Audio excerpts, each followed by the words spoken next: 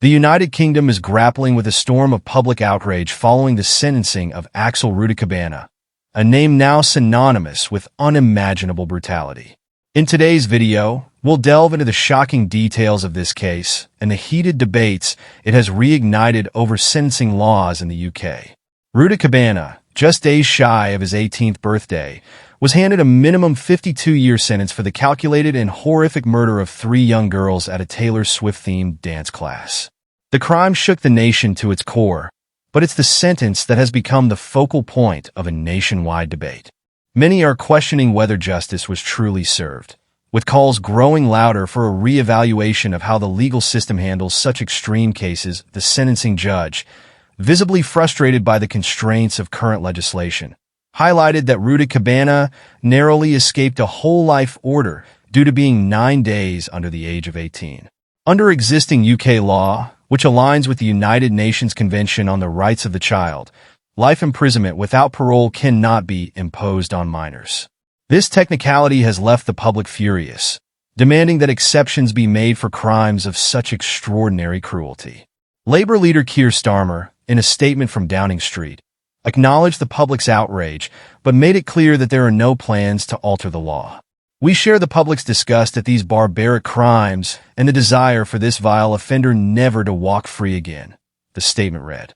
However, it also emphasized the UK's commitment to international laws that protect minors from life sentences without parole. That Starmer's stance has faced fierce criticism from across the political spectrum.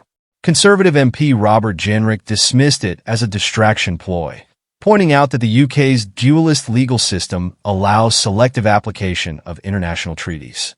Jenrick, alongside other prominent figures, has called for urgent legislative reform to allow whole-life orders for exceptional cases involving minors.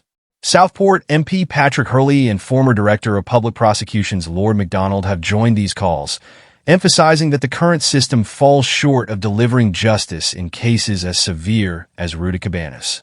The victims' families, still grieving the loss of their daughters, have voiced their disappointment, arguing that Rudikabana's lack of remorse and the premeditated nature of his crimes warrant the harshest possible punishment. That at the heart of this debate is the tension between adhering to international conventions and ensuring justice for victims. Article 37 of the UN Convention on the Rights of the Child prohibits life imprisonment without parole for minors.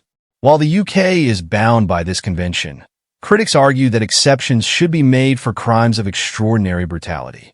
They point to the United States, where juvenile offenders can receive life sentences without parole in certain cases, as an example of a more flexible approach.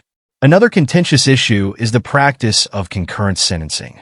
Many believe that offenders like Rudikabana, who commit multiple murders, should serve consecutive sentences to honor each victim's life.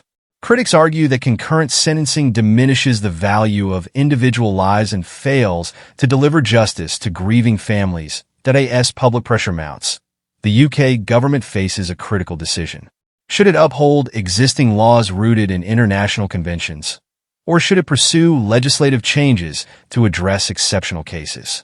Advocates for reform believe that making allowances for heinous crimes would not undermine broader protections for juveniles, but would instead send a strong message that such acts will not be tolerated.